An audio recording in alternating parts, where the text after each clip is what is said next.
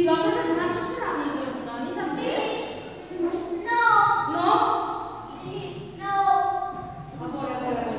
Anem a veure què diu el context. Diu que hi havia una volta una xiqueta que li dien Maria.